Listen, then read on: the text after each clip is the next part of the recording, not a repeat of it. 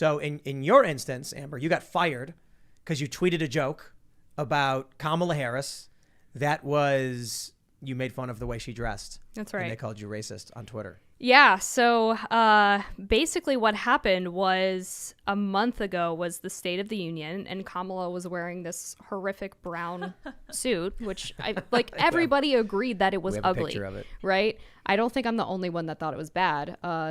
Saturday Night Live made fun of it, and there were people like photoshopping her to look like a UPS employee. And so I decided to throw out this tweet saying Kamala looks like a UPS employee. What can Brown do for you? Nothing good, apparently, because obviously she's ineffective at public policy and bad at her job. Well, a few days later, how this all actually shook out was, I don't know if you guys remember this, there were a bunch of protests at the University of North Texas because the Young Conservatives Club on campus had decided to invite this guy named Jeff Younger. And Jeff Younger is a dad whose son was taken away from him because the mom was convinced that the son was actually a daughter and wanted to transition him medically, and the dad was not about it. So Young Conservatives for Texas had this guy come to campus, and of course the SJWs on campus freaked out, had these crazy protests, and I got involved in this debate on Twitter. Again, never a good idea, but here we are.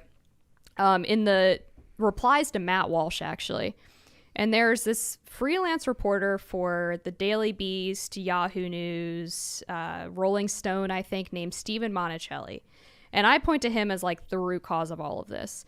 He took a screenshot of the Kamala tweet because he was mad at me for saying you can't chemically castrate kids, and sent it to all of his followers. And his followers decided that they were going to start emailing my employers to say that I was a racist and needed to be fired. And where were you working? So I was with The Spectator, WMAL, which was a radio station based in D.C. It's like the conservative talk radio station in D.C.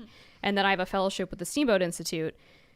The Spectator... WMAL? WMAL, and it's a part of Cumulus Media. That's like the corporation that owns a bunch of radio stations. So similar to they're Sinclair. trash. They're trash.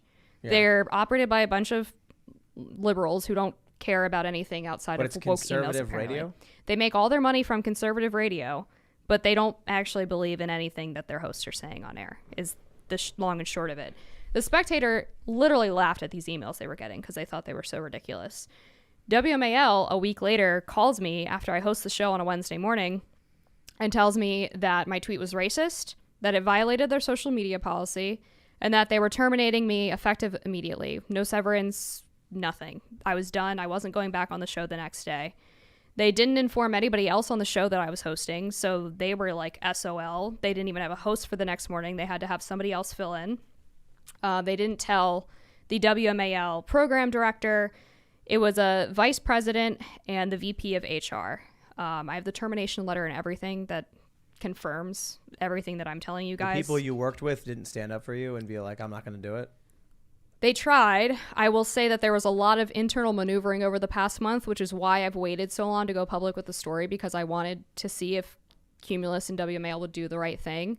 A lot of the hosts are on contract, so they can't really just walk out without facing pretty heavy financial consequences, is my understanding. I don't want to throw them under the bus because they have been speaking out on my behalf publicly since I've talked about this morning, but I understand your perspective. Yeah, I wish people were more willing to just stand up. Consequences be damned. There's so many people on the left that are willing to risk prison time, burning down police stations and doing the most insane things, and conservatives won't even risk a contract violation.